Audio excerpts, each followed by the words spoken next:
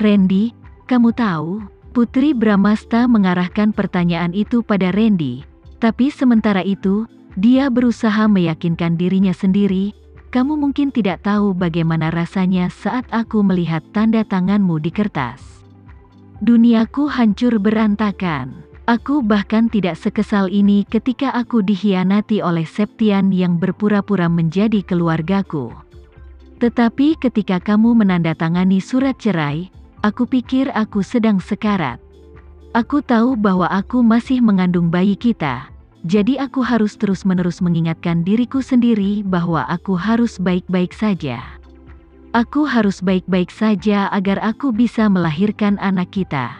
Karena kamu memberiku seorang bayi. Bayi itu akan menjadi satu-satunya yang tersisa bagiku. Putri Bramasta mengatakan semuanya dalam satu tarikan napas dan akhirnya mencurahkan isi hatinya. Dia ingin dia tahu bahwa dia benar-benar segalanya baginya. Dan seperti yang dia katakan, hatinya kosong tanpa dia. Begitu pula dia, saat dia tidak ada di sisinya, selain hidup dengan hati yang tak berjiwa, setiap nafas yang dia hirup terasa menyakitkan. Tanpa dia tidak bisa tidur malam yang nyenyak atau menikmati makanan yang layak. Jika anak-anak tidak ada untuk mendukungnya, dia mungkin tidak akan bisa bertahan sampai sekarang. Lama berlalu, tapi Randy tidak merespon. Dia menarik kemeja Randy dan bertanya dengan gugup, "Randy, apa sebenarnya yang dia coba lakukan? Mengapa dia tidak bisa mengatakan sesuatu atau memberikan jawabannya? Kenapa dia harus membuatnya menunggu dengan cemas?" "Putri, maafkan aku." Randy mengusap kepalanya dan memeluknya erat-erat. "Segala sesuatu tentang ancaman Calvin, aku sudah menyadarinya." Randy selalu berpikir bahwa dia adalah suami yang baik karena membantu Putri Bramasta menyelesaikan masalah. Faktanya, apa yang telah dia lakukan masih jauh dari cukup. Dia belum pernah memikirkannya dari sudut pandangnya sebelumnya, karena mereka adalah individu yang sangat berbeda. Dia tahu bahwa dia adalah pemimpin Sandiga Group Corp. Dia juga tahu bahwa dia menghasilkan banyak uang dari bisnisnya, namun dia tidak tahu cara dia mengelola Sandiga Group.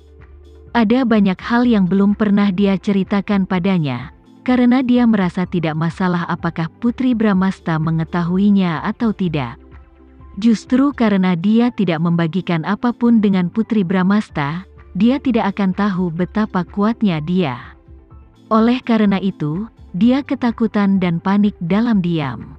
Ketika seseorang panik, orang tersebut akan berada dalam mode lari atau bertarung, yang menjelaskan keputusannya. Dia tahu Putri Bramasta diancam oleh Calvin. Namun, dia tidak mengambil inisiatif untuk meyakinkannya bahwa dia punya cara untuk menghadapi Calvin.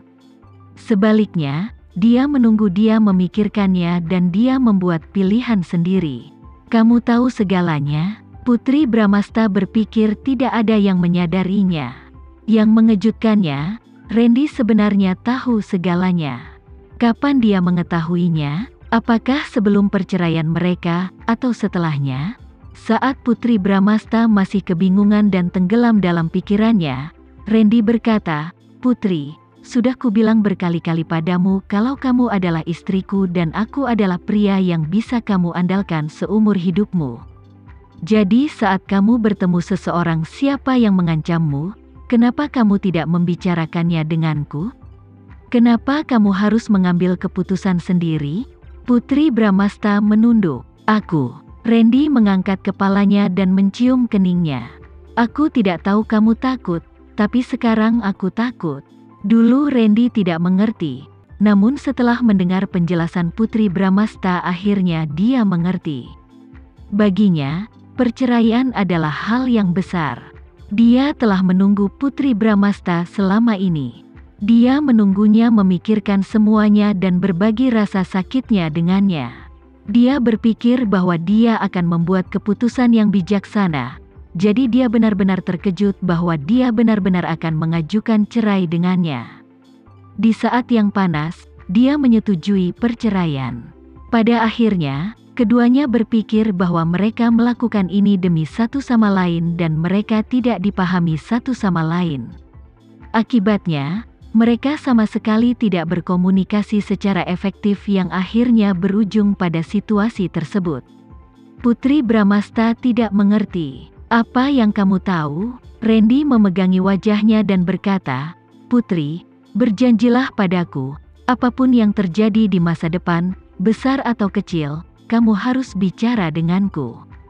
Kamu tidak bisa membuat keputusan sendiri."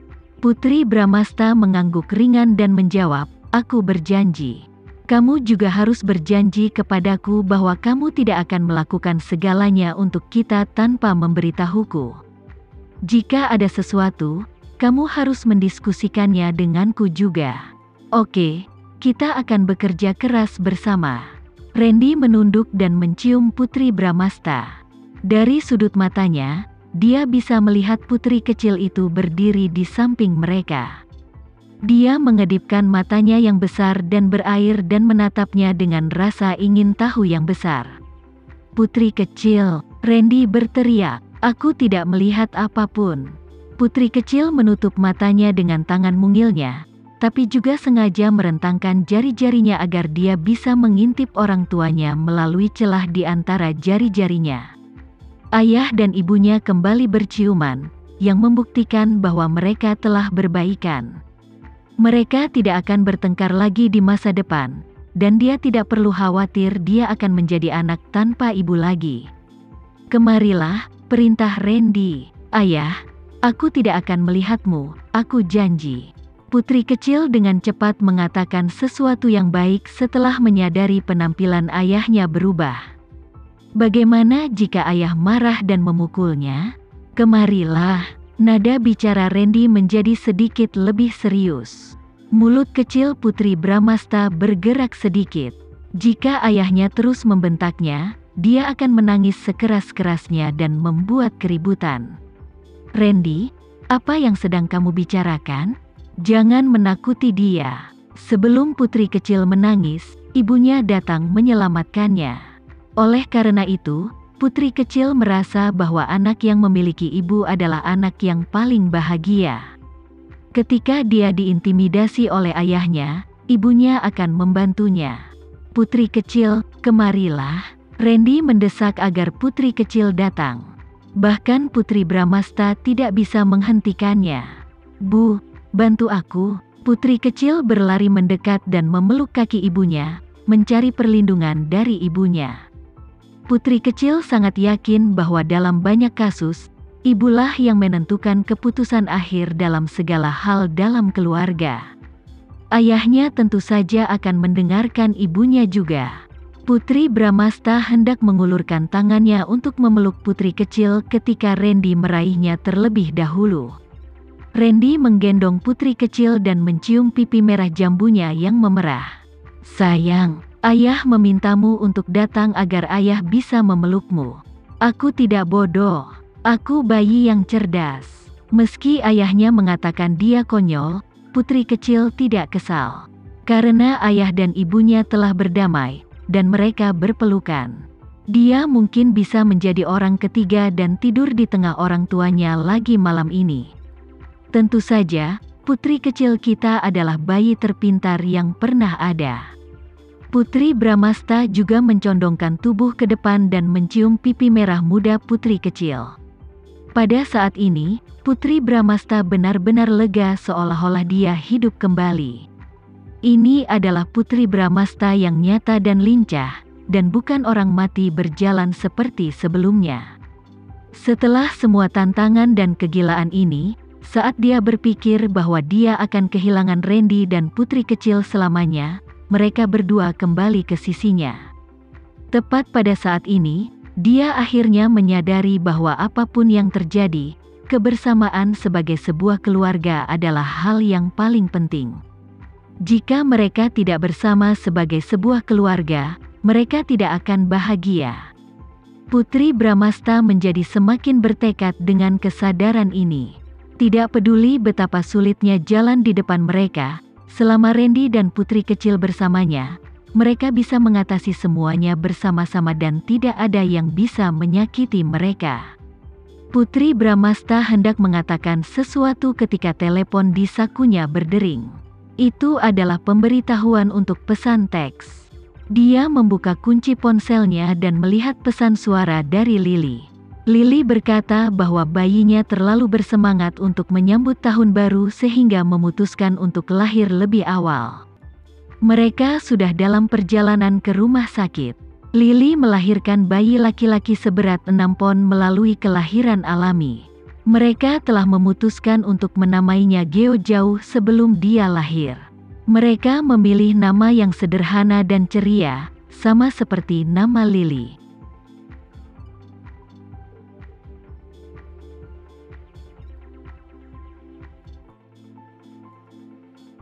Sekian dulu ya video kali ini, kita lanjutkan lagi videonya di lain waktu. Oh iya, bagaimana menurut kalian? Semoga bisa sedikit menghibur kalian semua. Untuk teman-teman yang baru nonton, jangan lupa subscribe ya, hehehe. Dan kalau teman-teman ada yang ingin gabung langganan, bisa langsung gabung saja untuk dapat fitur yang menarik dan sedikit membantu Mimin.